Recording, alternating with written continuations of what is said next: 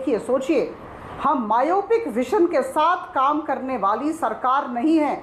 आदरणीय प्रधानमंत्री जी ने भी अभी कुछ दिन पहले फ्रीबीज के विरुद्ध कहा, हम मायोपिक विजन के साथ काम करने वाली सरकार नहीं है। हम अमृतकाल की बात कर रहे हैं। हाँ, रेवड़ी कल्चर की बात की प्रधानमंत्री ने। अर्थव्यवस्था में पैसे की कमी अब महसूस होने लगी। अगर 5 किलो अनाज आप मुफ्त में देते हैं, किसान सम्मान निधि दे रहे थे, उज्ज्वला योजना, वो फ्रीबीज नहीं है। मुफ्त बिजली पानी फ्री भी है। ये रेवड़ी कल्चर में रेवड़ी क्या है, पहले तो इसकी परिभाषा पर ही मेरे ख्याल से बहुत लंबी चर्चा नहीं हो सकती। अपराजिता, देखिए बाइसाइकिल और लैपटॉप देना और फ्री इलेक्ट्रिसिटी देना, ये जो है ना, ये सब सारे फ्रीबीज हैं। अच्छा। और जब हम लोक कल्याणकारी नीतियों की बात करते हैं, हम वेलफेयरिज्म की बात करते हैं, तो मुझे लगता है इसे फ्रीबी कहना बिल्कुल गलत है। हम उस वाद विवाद में आपने कहा कि राजस्व बढ़ाने की जरूरत है। सरकार का अगर देश की विकास दर बढ़ानी है तो सरकार को पैसा भी चाहिए। ये वही लॉजिक हो गया, पहले पेट्रोल डीजल के दामों में इजाफा होता था, एक्साइज ड्यूटी आप बढ़ाते थे, अब वहां एक्साइज ड्यूटी घटाई तो अब जीएसटी बढ़ाने लगे। यानी कि रोज नए गोल पोस्ट, कहीं ना कहीं से आम आदमी की जेब में डाका नहीं पड़ रहा क्या?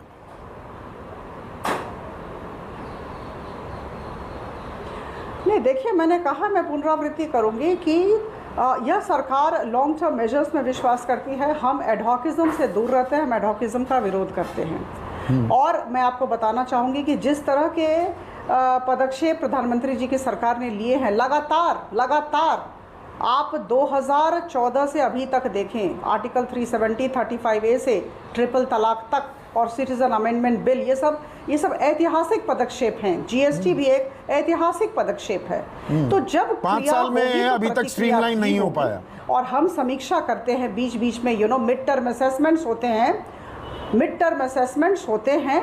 47th जीएसटी काउंसिल के कुछ रिकमेंडेशंस आए, सिफारिशें आई, और उसको आधार करके यह किया गया है। हम फिर स्टडी करेंगे, हम फिर अध्ययन करेंगे, देखते हैं क्या स्थिति आती है।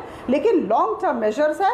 और ये अब मुझे एक चीज और समझाइए, आप तो और आर्थिक स्थिति को सुदृढ़ करना है। एक मिनट अपराजिता, आप आईएएस रही हैं, नीति निर्धारक रही हैं, नीति निर्धारण कैसे होता है आप भली भांति उससे वाकिफ हैं। अब मैं फिर से थोड़ा कंफ्यूज्ड हूं। अभी तो मेरी ये कंफ्यूजन दूर नहीं हुई, चीजें महंगी करके महंगाई हम कैसे काबू में कर रहे हैं। आपने कहा देश की अर्थव्यवस्था को गति देने की जरूरत है। अब महंगाई काबू करने के लिए रिपो रेट 90 बेसिस पॉइंट्स बढ़ा दिए हैं रिजर्व बैंक ऑफ इंडिया ने, यानी कि ब्याज दरें अब लगभग 1% बढ़ गई है। अभी 25 से 30 बेसिस पॉइंट अगस्त में फिर बढ़ जाएगा। यानी कि आपका जो कर्ज ले रखा है, और हम सब कर्ज की जिंदगी जी रहे हैं, बकरा किस्तों पर हैं, तो होम लोन, कार लोन, बाकी जो भी हम लोन पर लेते हैं, वो 1.5 से 2%, 1.25 से 1.5% कम से कम उस पर कर्ज बढ़ने वाला है। यह किया गया था कि मांग कम हो जाए, मनी सप्लाई, जो पैसा घूम रहा है अर्थव्यवस्था में, उसे कम करो तो महंगाई कम हो जाएगी।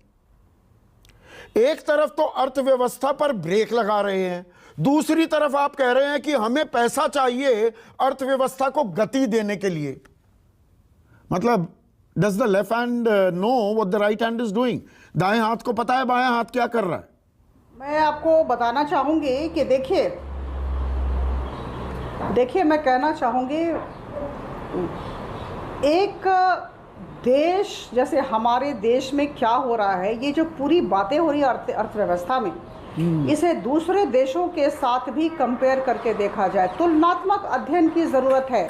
देखिए, हमेशा परिप्रेक्ष्य में किसी बात की आलोचना होनी चाहिए, और किसी बात का विरोध हो या समर्थन हो। आप दूसरे देशों के साथ तुलना करें, वहाँ की आर्थिक अवस्था क्या है, वहाँ इन्फ्लेशन रेट क्या है, अभी जो बढ़ती कीमतें हैं, आप देखें, आप पाश्चात्य देशों की स्थिति क्या है, जिसे हम डेवलप्ड इकोनॉमीज कहते हैं, वहाँ की स्थिति क्या और हमारे देश की स्थिति क्या है। अभी हमने वर्ल्ड बैंक रिपोर्ट की बात अच्छा, बाकी सब देशों में आटा, गेहूं, दाल, चावल, दूध, दही, पनीर, इन सब के दाम बढ़ा दिए गए। हम बहुत ही उन पर टैक्स लगा दिया सरकार ने। कंफर्टेबल पोजीशन में हैं। नहीं, उन पर टैक्स लगा दिया सरकार ने, बाकी देशों में।